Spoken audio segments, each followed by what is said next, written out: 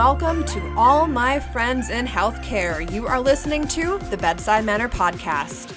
This show was developed for female healthcare professionals by female healthcare professionals. So come on in, ladies, get cozy, and get ready to laugh, cry, and learn as you're introduced to incredible women from all across the nation and their one-of-a-kind stories, passions, and tangible tips to empower your life and career. You are listening to the Bedside Manner Podcast with your show host, critical care registered nurse, DNP student, nursepreneur, and lover of all the science, self-care, wellness, healthcare, and Harry Potter things, Dani Ernest. You are listening to episode number 4. So Demi, go ahead and tell everyone a little bit about yourself and what got you into nursing and healthcare and into your current business. Awesome. Well, thank you so much for having me. I'm Demi, and I became a nurse really when I witnessed my grandfather suffer multiple strokes back to back. That was really kind of the catalyst that started everything for me.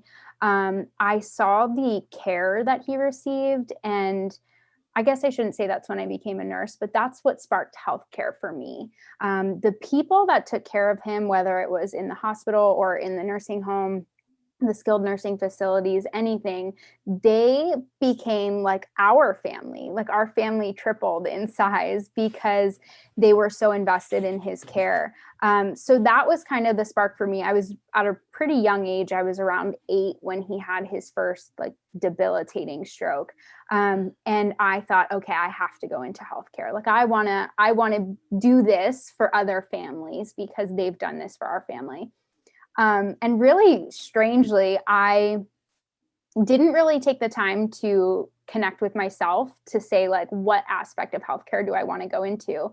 I actually applied to college for being a physician assistant. I applied to wow. I applied to 8 programs all across the country.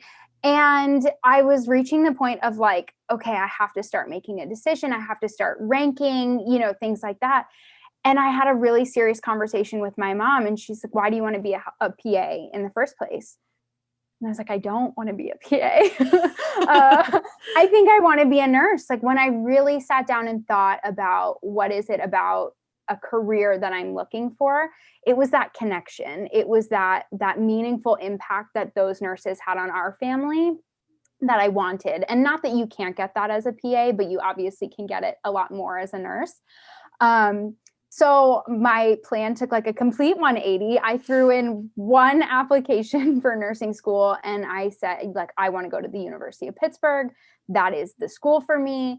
That was the only nursing school I applied to. And I was really gutsy at the time and just went for it and got in, became a nurse. And it has been all just a wild roller coaster ride there. I'm married to a wonderful, wonderful man who I met in college. We now are starting our family. We have 2 fur babies and a human baby.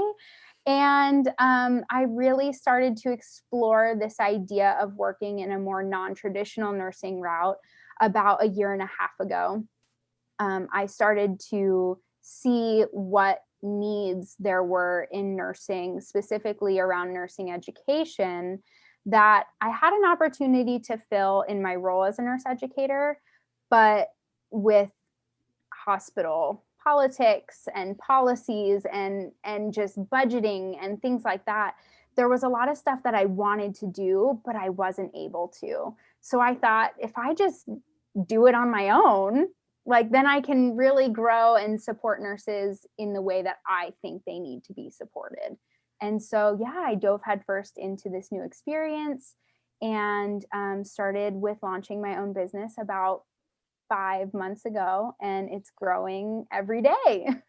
Well, that is just absolutely incredible. So you can absolutely see the passion, of course. So we had a solid maybe 12 minutes of talking about all of this right before officially recording, and we actually had to like chop it off and we had to start all over again. I'm just like, wait. All of this is way too good. So we're just going to jump in.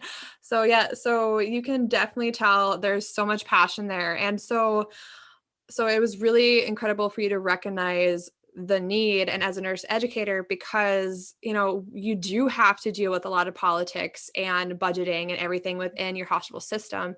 And I think that's the best part about being a nurse and having a business mind, or starting to have a business mind and going on your entrepreneur journey, is really identifying what needs patients and nurses actually need and facilitating that on your own, which is incredible. It's a lonely journey, but you're doing great. So what's your education level? Where are you at there? And then we can talk about your amazing business. Yeah. So you're right. It can be a lonely and complicating journey. And that's definitely an important thing. I think that regardless of everything else, that people recognize is that no matter what stage you're at in your nursing career, in your career in general, you can have that feeling. And to be honest with you, that's really why I got started, is because I had such an overwhelming feeling of loneliness.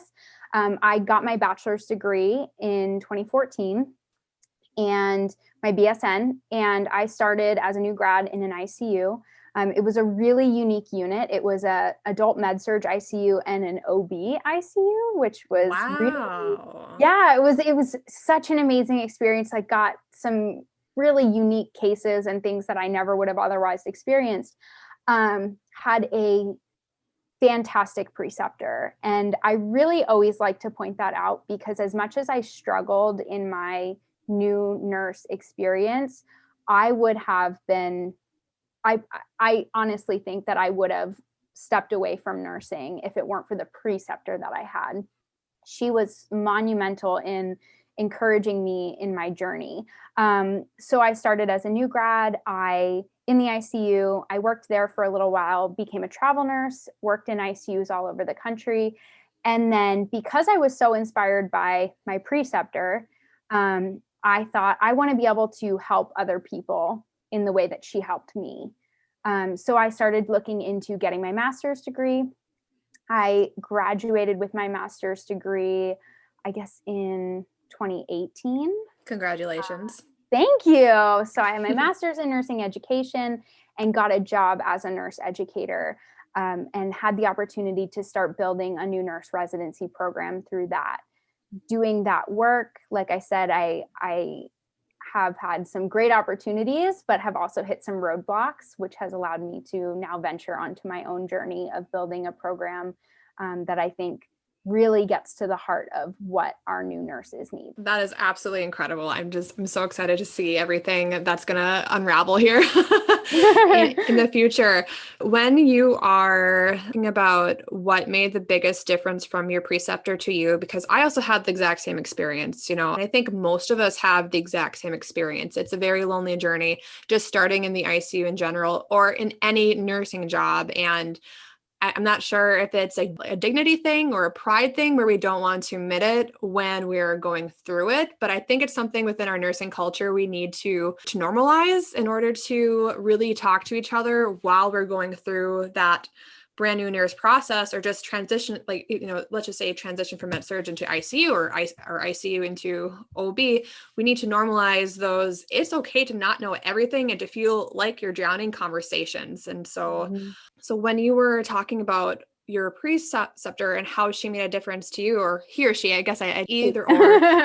Yeah. So what were the 3 top things she provided to you during your ICU experience that really made it for you?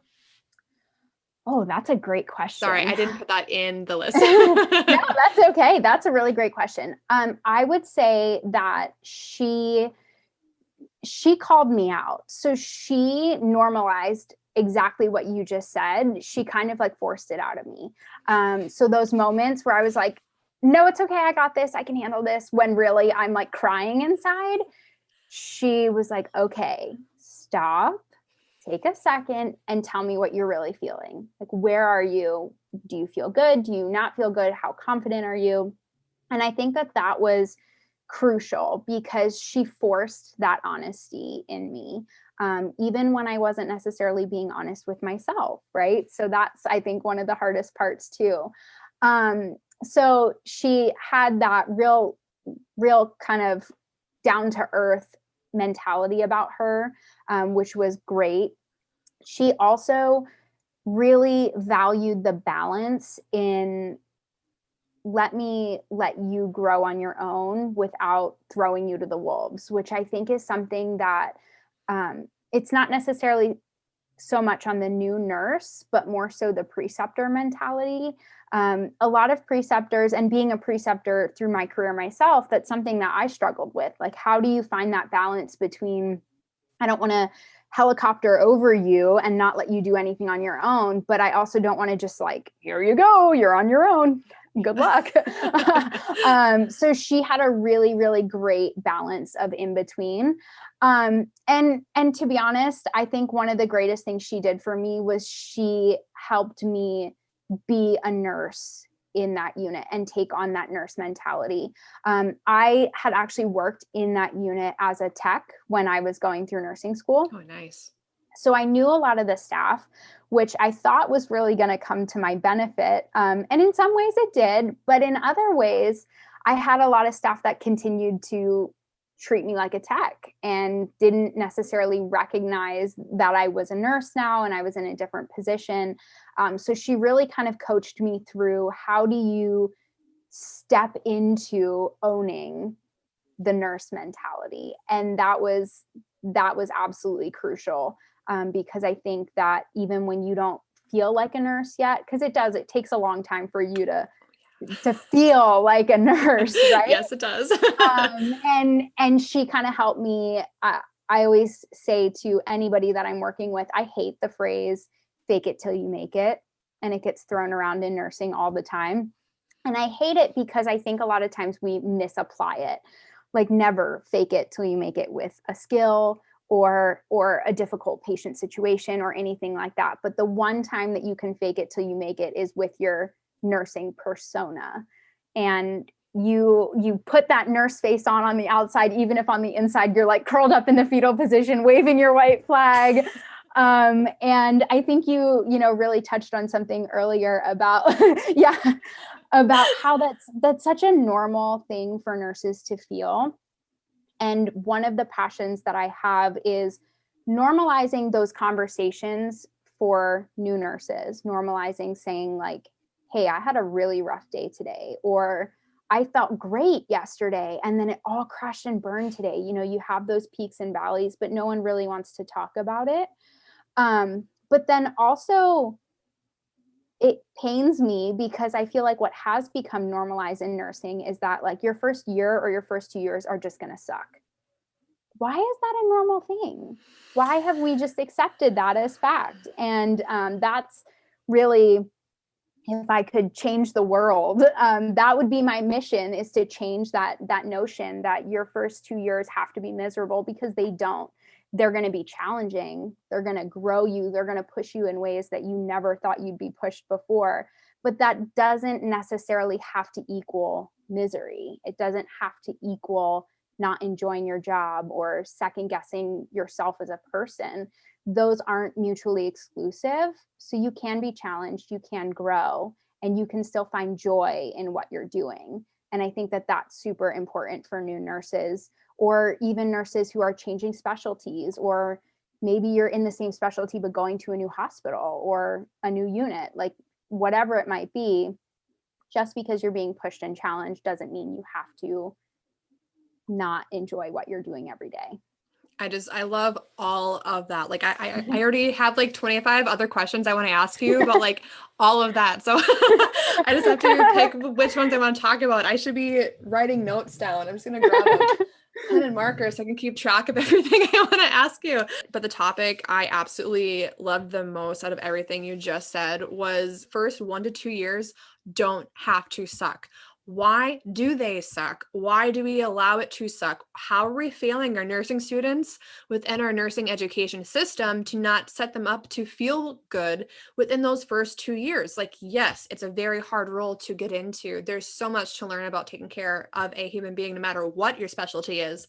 But why is it that we have set up these nurses to drown? In your opinion, where do you think our system misses the boat? Yeah, you're getting Sorry. good questions today. I'm loving it.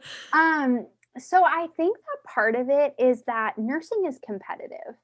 I think when you look at the type of personality that's attracted to nursing in the first place, a lot of us tend to be very type A, high achieving personalities, things like that. I think that when you throw those personalities together, we don't necessarily like to accept our shortcomings, or if we do accept them personally, we don't like to brag about them or share them with people. So that really limits that openness of conversation. But the competitiveness of nursing school too.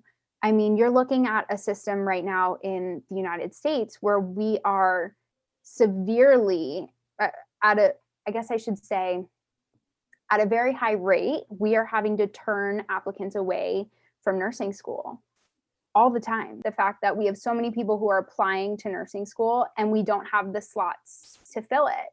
So right off the bat, when you have somebody coming into nursing school, there's already this sense of competitiveness, right? This sense of, well, I got one of 75 seats, or we had to turn away X amount of people. You know, I'm only one of 15% that got accepted to this school. So right off the bat, we're kind of instilling this sense of competitiveness. You're always hearing in nursing school how we don't have enough clinical placements, or if you want to go into a specialty, you have to kind of bid for that to be your practicum. That kind of notion of competitiveness is really instilled in us all throughout education. And I think that carries when we become new nurses, that, you know, now we're bidding for jobs. There's only so many new nurse jobs. And if you're trying to get into a residency program, there's only so many residency slots and things like that. So especially when you choose to go into a specialty unit, like an ICU or an OB unit or a med surg department, you know, there's only so many spots for people to go, because ultimately the hospital has to function at a productive level. So there's just this like natural competitiveness in nursing. And I don't necessarily think that the education portion is helping to alleviate that. I also think that we don't invest in educating our nurses on how to take care of themselves. We spend so much time teaching them how to take care of other people. And we talk about, I don't know about you guys, but I talked about nurse burnout in nursing school. Like, yes, this concept exists. Mm-hmm. You will probably face it, but no one really talked about, these are the strategies that you can do to help prevent burnout. You know, we talk about work-life balance, but what does that even really mean? And once you can define it, like, how do you do it? Right. So yes. I think that we spend a lot of time talking about how to take care of other people, when if I ran the world, if I could solve the world's problems, I would honestly spend an entire semester or year, or make it part of every single clinical, that you have to have some sort of self-care, self-growth thing that you're doing, because it is just as important. I say it all the time when I talk to new nurses, experienced nurses, you cannot take care of someone else if you aren't taking care of yourself. And we lose that, I think, a little bit in nursing. I never considered the competitive nature of nursing school actually playing a major role and impact on why your first 2 years are just girl against girl, or man nurse against man nurse. Like, it's so true. And I never even considered that. So that was very insightful, and it does make sense. I'm just kind of thinking, like, yeah, I did have to fight for every last thing during my process of even LPN through all the way in through RN, and even through, you know, my nurse practitioner program, and even still now for getting into the 12-hour shifts, or always some kind of competitive nature. And then your second point is entirely right too. We are only taught how to care for others, and we are never taught how to, okay, well, let's just say you have a patient who dies, or you quoted a patient and it went miserable, it was traumatic. What are you going to be doing for yourself after that day? Like, what are you going to be doing? And I think even within our hospital systems, we don't have, like, yes, we have debriefing sessions, but it's more of we talk about the events of the situation or the code, but we don't talk about how we feel about the events.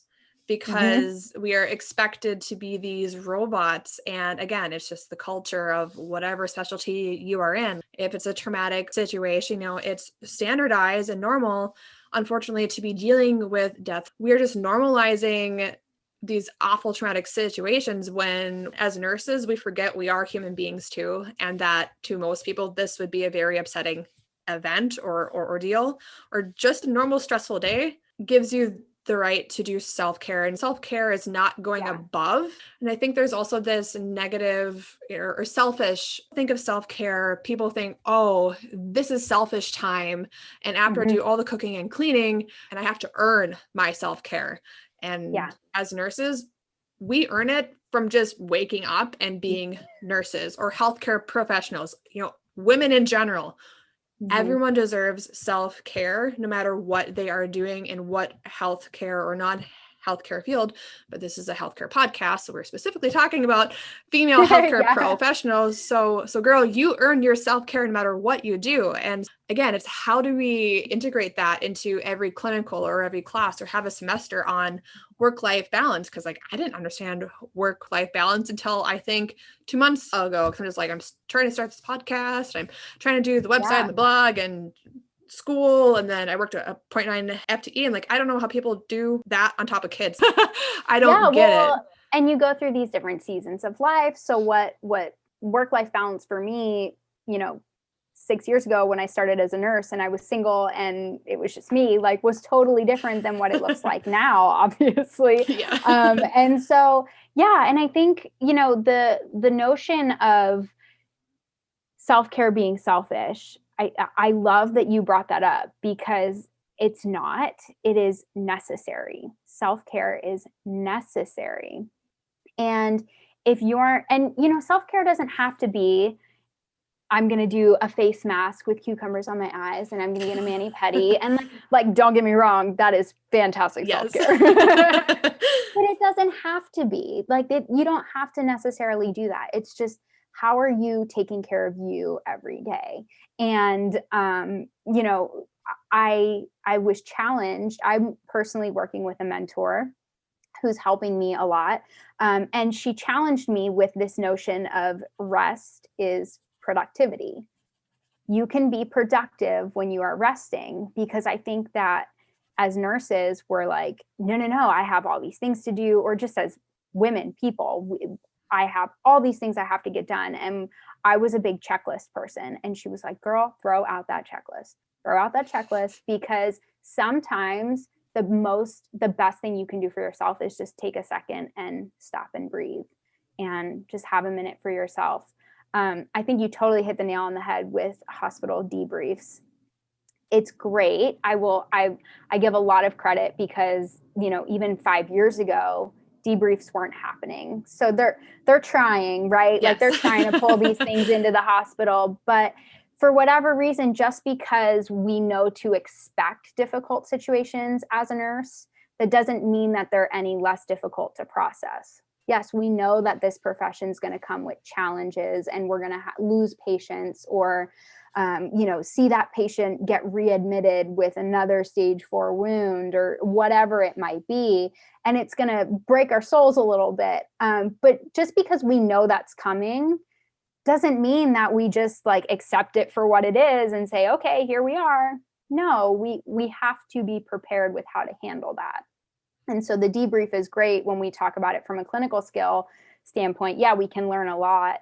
But if we're not talking about, okay, how is this impacting you when you lose a patient and then have to walk into your other patient's room 5 minutes later and just have it together, that takes a toll on a person. And if you don't take the time to acknowledge those things and work through them, that's how you get burnt out.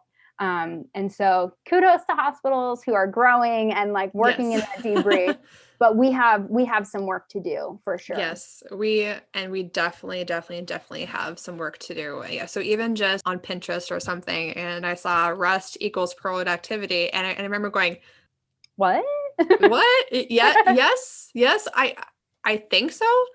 And then, so like over the past, cause I kind of mentioned, 2 months ago, I really started focusing on work-life balance and not just saying it, but actually doing it. So I finally dropped down from a 0.9 to 0.75, but it took 3 years of working 0.9 and being in school to drop down to 0.75 and just being okay with it, because I felt like, I don't have kids. So I just had this expectation. I had to work full-time because I didn't have any family things going on within my life. I'm like, that's a ridiculous expectation or mindset.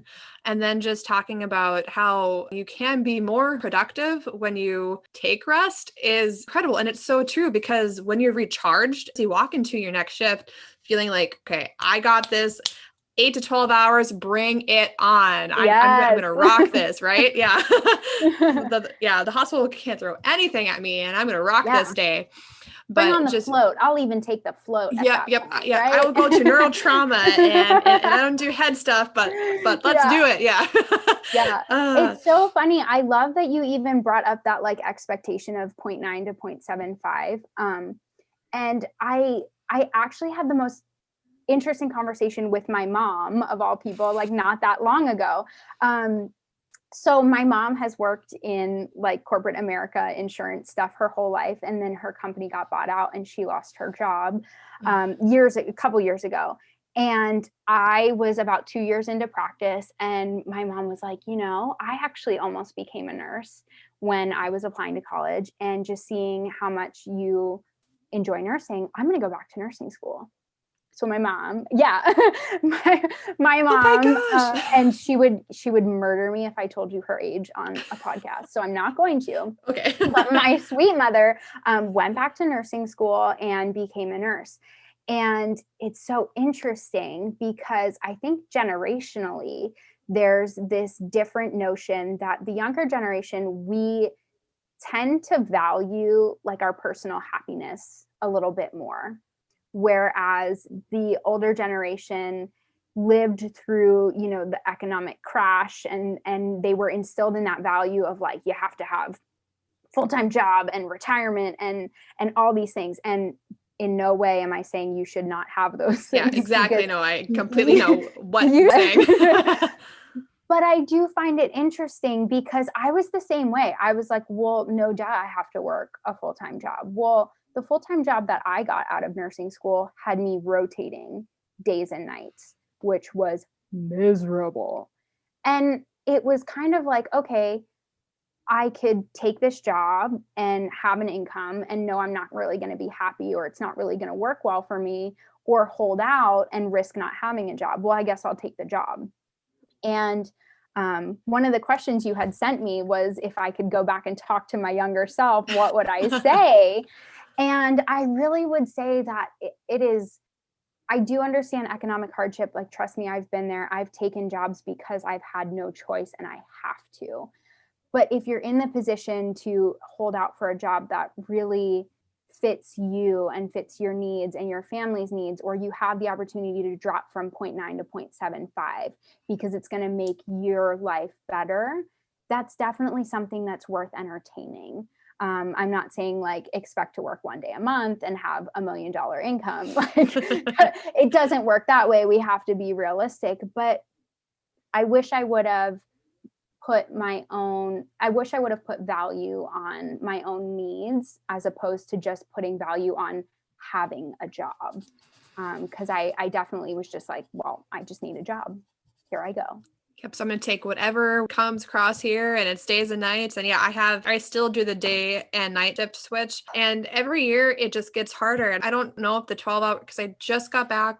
So I went from 8-hour days and nights, and I had days and evening shifts because I was able to bid up into it. And I only had that for I think 2 months. And during those 2 months, my sleep was incredible because I wasn't flipping back and forth. And I had never experienced that because even as an LPN, I was doing days and nights as well. For the first time in 4 or 5 years, I had this 2 months of normal sleep schedule where I wasn't flipping back and forth. And then after that time, I had enough seniority to get 12-hour shifts, and it was days and nights. So then ever since then, I've been back on the days and night shift, flipping back and forth.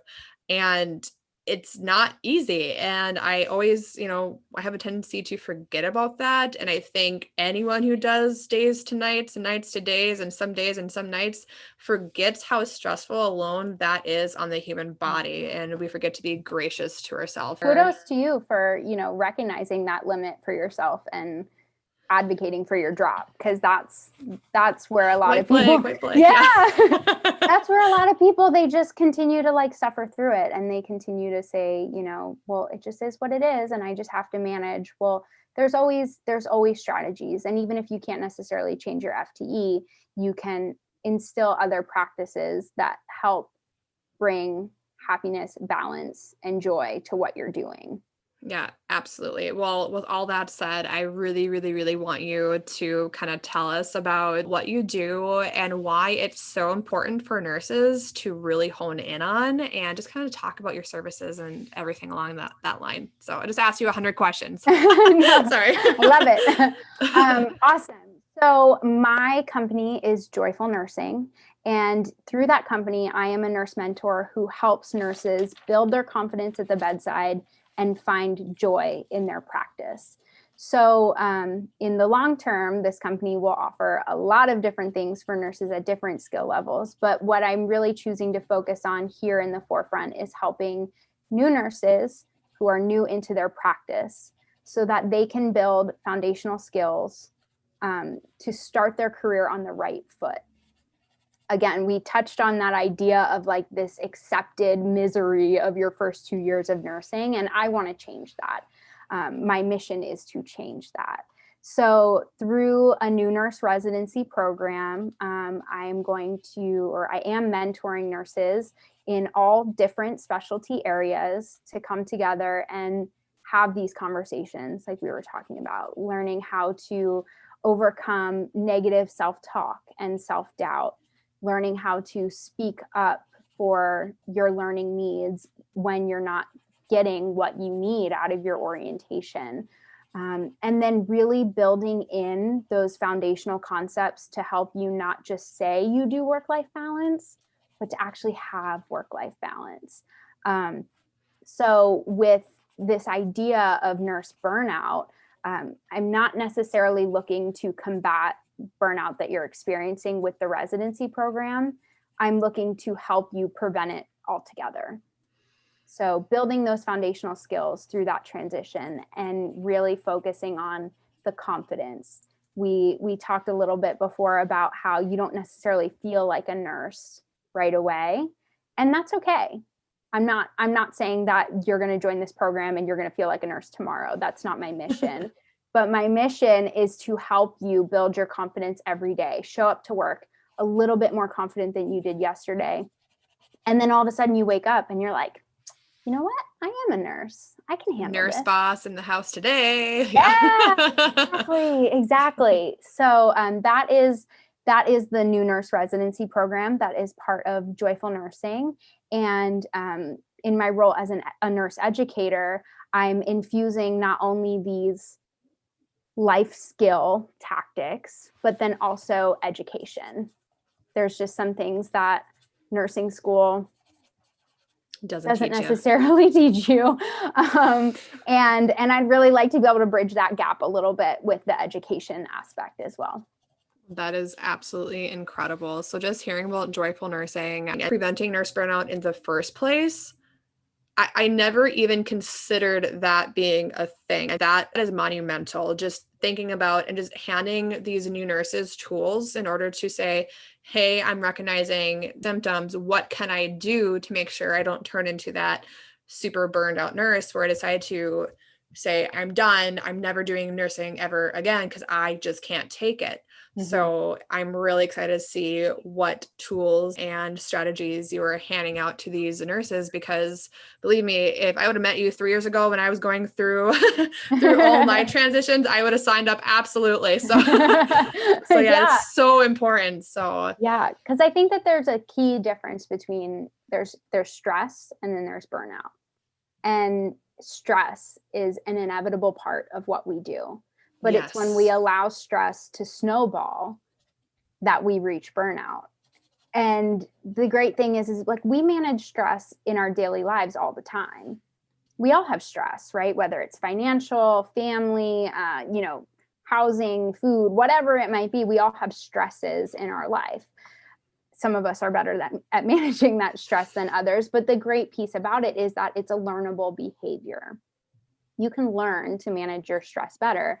If your stress is financial, you can learn to budget your money and things like that. Well, that's the great thing about nurse burnout, if there is a great thing, is that you can learn behaviors to help prevent it altogether. You don't need to, again, accept this notion that every nurse is going to reach burnout at some point. No, we can strategize. We can build an arsenal of tools to help prevent it altogether. And I am all on board for that, because no nurse should ever, ever, ever come to that understanding that one day there's going to be a point where I don't want to do this, or where I don't identify as a nurse, or I don't stand behind what I worked my entire life on. And so I am right there with you as far as it being a mission to end nurse or to prevent as much nurse burnout as you possibly can, because that is such an important thing to do for nurses and for other healthcare professionals. Because, when you see and talk about residents or pharmacists or anyone who's doing long hours, or just a flipping back and forth from night, everyone is exposed to not just the regular stress of their job, but everyone really needs those tools to prevent healthcare burnout. So again, everything you're doing is absolutely incredible. So we kind of have talked about many pain points of clients or of new nurses. You could just kind of summarize pain points so they can feel understood. And Yes. And I love that term, pain points. Definitely the number one pain point that I hear is the fear of making a mistake. And this is something that every nurse, whether it's through a virtual program, what I'm doing now, or the nurse residency program that I do in my educator job, every new nurse expresses at some point a fear of making a mistake. And again, if we can abolish this notion, because you're going to make a mistake, you're going to. And I always say, if you ever meet a nurse who says they've never made a mistake, call them out, because they're lying. And they are lying. And I literally just said that on my last live podcast, and the girl who I was interviewing, Melissa, and I literally said those exact same words, because we were like, if you ever meet a nurse who says they have never made a mistake in their entire career, they are lying, absolutely lying. And I think the important thing is that it's about framing your mentality, right? So you have to be able to look at mistakes as opportunities to learn. And I think this plays into that competitive nature that we talked about before, right? There's such severe consequence for making a mistake. Well, no, not necessarily, right? You might have a patient fall. I remember the first time I had a patient who self-extubated. I literally went in the bathroom and cried and thought I was going to lose my job. I called my mom and I was like, Mom, I'm going to get fired. Oh no. And because there's just this notion of mistakes are unacceptable, because we constantly talk about safety practices and ways to avoid mistakes, but they're going to happen. We're only human. So fear of mistakes is definitely number one concern that I hear from people. Pre-shift anxiety, that buildup, that notion of I don't want to go to work today because I don't know what I'm going to have, or hopefully my patient's still there. And then you find out your patient got discharged and you're like, oh, now I have to relearn a new patient. That's a huge one. And then the biggest, they kind of go hand in hand, time management and critical thinking. Time management and critical thinking are catchphrases, as I like to call them, that are thrown around ad nauseum in nursing school. And it's instilled you will have a challenge with time management. So that's something you need to focus on as a new nurse.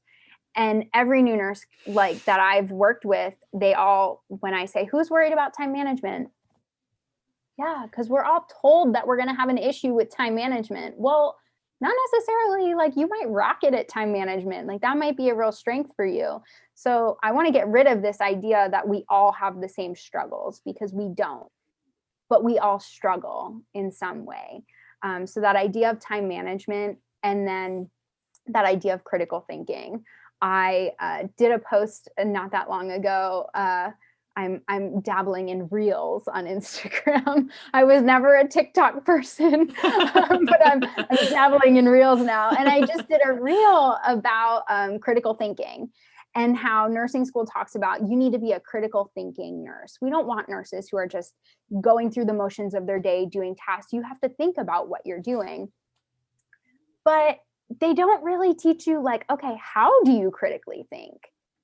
You can ask why we're doing this, but how do you actually take that and apply it to your patient? Because just asking why isn't enough. And I really love that this analogy of we use critical thinking every day in our normal lives. We do it all the time. It's when you decide how you're going to dress in the morning based on the weather. That's actually critically thinking.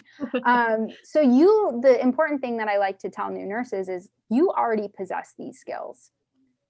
My job as a nurse mentor is to help, and a nurse educator is to help you take these skills and apply them to your bedside practice.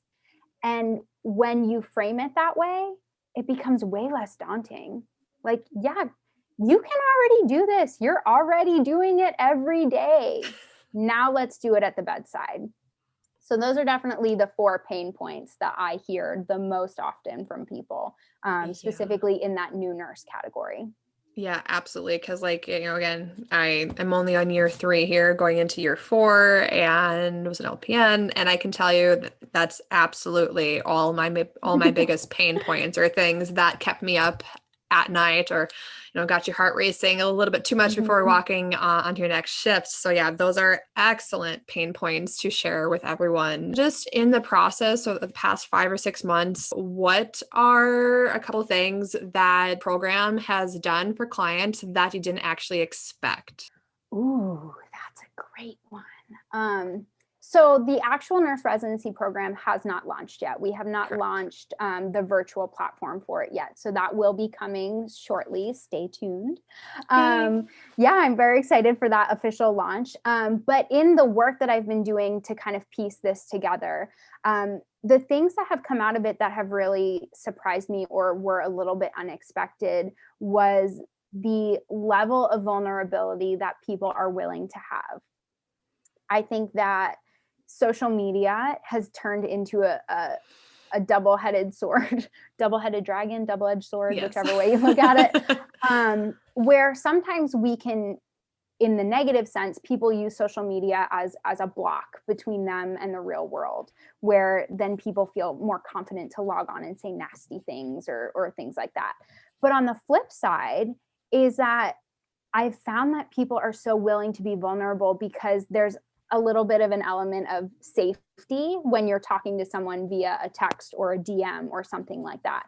So as I've shared stories or made posts about, I made a post about the first of many mistakes that I made in my career. And I received DMs that were, oh my gosh, I had one girl who DM'd me and she said, I literally did the exact same thing. What are the odds of that? That means that there's a lack of education. Hello. Yes, exactly. But the level of vulnerability that people are willing to have has really surprised me. And I think that we need to grab that and run with it. I think that the only way we grow is by being uncomfortable, by being vulnerable, by putting ourselves out there. And that has been a huge surprise. I really thought that I was going to have to pull teeth to get people to want to share their stories. And I think it speaks volumes to how much people are wanting help and wanting resources to work through these problems. And really almost kind of shouting hey, I'm willing to share if you're willing to help kind of thing. So that's been a huge, a pleasant surprise as I've worked through things over the last couple of months. And I love the enthusiasm that I'm seeing. And that has really shocked me because COVID, we all know COVID is here. COVID's really not going anywhere anytime soon.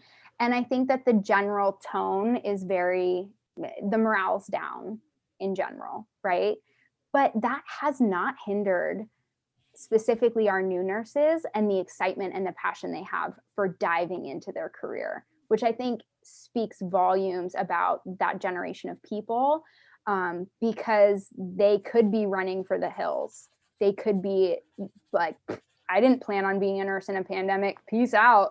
Yep. But they're not. And they're so ready for this. And I think that that's just absolutely amazing. Yeah, at 100%. I mean, could you imagine COVID-19 being a thing when you were in your last med school? I just like, just like shaking. Right? Like, okay, I guess this is it. I mean, we had a really bad flu season my first year as a nurse, really bad flu season. And like, that's nothing. I thought that was hard. That's nothing. Yeah, absolutely. Oh my gosh. So in the general, with everything you're doing and just the vulnerability you are seeing and all that incredible enthusiasm isn't expected, because again, we are competitive kind of people. So when you close your eyes and visualize your business, where do you see all of this kind of going in 5 years? So I see this business providing a community specifically for new nurses to come together, to reach their growing pains together, to have that. I never want any new nurse to ever feel alone in their journey ever again. I felt so alone going through my process. Between comparing myself to my friends, feeling like I had to take a job in an ICU because for some reason ICU is better. And that's not the case at all. Exactly. That's that social pressure of things. If I could prevent that feeling for every nurse that graduates nursing school, that would be the dream of mine. I also would love to be able to present education. I will be presenting education in a way that is relevant for nurses.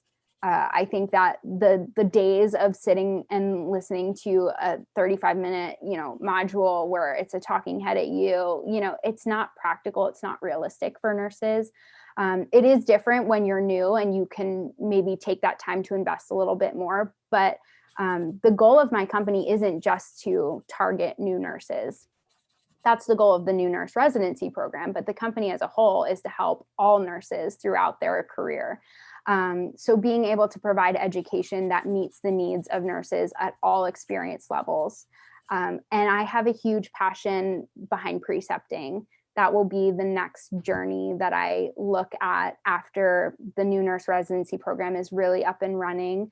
We'll be looking at how do we empower our preceptors to really step into that role and own it, and how do they support new nurses the way I was supported by my preceptor, because again, I accredit me continuing my journey really to her. There's interesting statistics that 1 in 5 new nurses leave their first nursing job within a year. So 20%. I did not know that. Yes, 1 in 5. And we already have a shortage. Like, we can't afford that. So we definitely cannot afford that. Well, no, it's crazy when you think about 1 in 5 and then how many people you graduated with, right? Like, how many people are going to leave their first job within a year? And when they dove into that research, more than half of the people that they surveyed who left their first nursing job within a year cited their orientation process or not feeling supported as the reason why they left. That is huge. That's crazy. That is so huge. That right? is. So that's the vision I have for this company, is to focus on the new nurses right now, because I think that we need to, I don't think that you fix a problem by starting at the end. I think you fix a problem by starting at the beginning. So absolutely. Change it from day one. Let's change these widely accepted notions. Let's change this culture that we've created in nursing that says you're going to feel yucky, you're not going to enjoy things, you're going to get burnt out. We're changing that altogether. That's a thing of the past. And then go from there and start helping nurses, throughout the spectrum of their career, on all different levels. Well, that is absolutely incredible, because I can already see how your business is going to impact not only current but future students and new grads. And it's just absolutely incredible. And just, I absolutely love how you are making the education practical. And so my biggest thing as far as like what will be doing eventually is I 100% would like to challenge the way nursing education is actually delivered, because most people who graduate nursing school and then pass our boards, we are not clinically or mentally prepared for the next job. Like, we're not ready.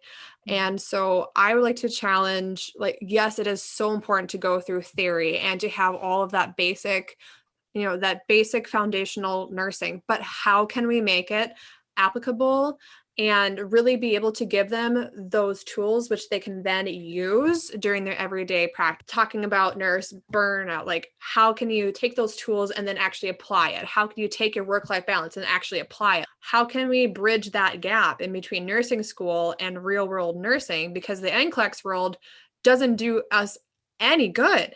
No. So what can we do in order to bridge that gap? That's one of my missions, is in order for the ICU world, is how can we actually take nursing education and, kind of Florence Nightingale it and revolutionize it to actually be applicable to today's world, because it's really not. It does a lot of good, but there, again, as we previously mentioned, there's so much change that needs to be done. And there's room for improvement. And I'm not sure what all those things are, but that's my mission to go ahead and find out. I absolutely love that. And I'm so excited. First of all, I just love that even podcasts like this exist. I think that people building each other up and supporting each other and showcasing what other people are bringing to the table is absolutely phenomenal. So I give you a ton of credit for that. As a nurse educator, you are tugging at my heartstrings, girl. Because like, really, this is why I went into education in the first place. Because what we say it all the time at the bedside, we don't do things anymore just because it's how we've always done it, right? Everything we do as nurses is driven by evidence. It is evidence-based practice. It is best standards for our patients. So when you drill down the education piece, why are we still doing it the way that we've always done it? Because it's not working. It is not working. So thank you. Yes. I cannot wait to see what you do and to be able to partner with you and support you in the future on all of these things, because we are speaking the same language here. Yes. And it's so funny because so I found her on Instagram maybe a few months ago.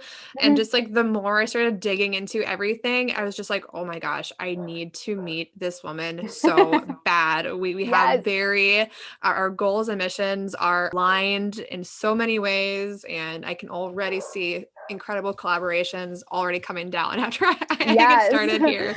Yes. So, and I think that, that speaks volumes to that sense of progressing through your career, right? So we've talked a lot today about new nurses specifically, because that's really the focus of where both of us are immediately. But you face these problems through your entire career, with you and I both now going on entrepreneurial journeys, feeling alone, feeling scared, having that negative self-talk of like, why would anybody want to listen to me? Imposter syndrome. Absolutely. Yes, you got it. Yes. And so, again, you feel that all across the spectrum. I'm feeling it now as I'm going through this. We were talking about this earlier, just with you starting your podcast. And I think that that's what makes this more important than ever, because you're not just a new nurse one time. These skills aren't something that you live through and then never deal with again. If you start in a new unit, if you change specialties, if you go back to school, if you transition out of nursing and do something totally different, well, now you're in a new phase of life, and the skills that you can learn through these types of programs will benefit you across the spectrum. Absolutely. And this is why every single person, if you're a new nurse listening to this right now, or you're still in school, I would love for you to head over to her Instagram, and you need to follow her immediately, because everything she gives out and puts out is 100% applicable to your current life. And again, to everything you will be doing in the future and as you continue to transition through your career. So I'll give her a second here at the end of everything to give out her handles, and everything will be in the show notes here as well. So you definitely need to follow her and get in her programs. You will not be disappointed. But yeah, no, I am super excited we did this, and I cannot thank you enough for volunteering to go ahead and be a part of this podcast, because you were an absolute shining star today. So you're incredible, and your business is absolutely incredible. And again, so this is where I'll let her talk about where you can find her and Joyful Nursing and everything. So give us all the handles, spell out everything, go ahead and share where we can find you, and everything that she's saying now will be in the show notes or on the YouTube comment below, and we'll be doing all those things. So check her out here. Yeah, so you can find me on Instagram at nurse.coach.demi. That's nurse.coach.demi. And Instagram right now is my primary platform. So in the upcoming weeks, you will see my website launch coming there. So that will be coming shortly, and I'm really, really excited about that. Also, you can contact me via email directly at nurse.coach.demi@gmail.com. So I would absolutely love to connect with people, whether it's via DMs, emails. I love a good FaceTime chat every now and then. So absolutely, please reach out, and I am really looking forward to getting to meet you guys and connect with more nurses across the country. Thanks again for tuning in to the Bedside Manner Podcast. Before you head out, don't forget to subscribe to get instant access to all upcoming and future episodes. Connect with Dani and her team on social media at Bedside Manner Podcast and at Danielle Elizabeth _RN, or our website at www.danielleelizabethblog.com.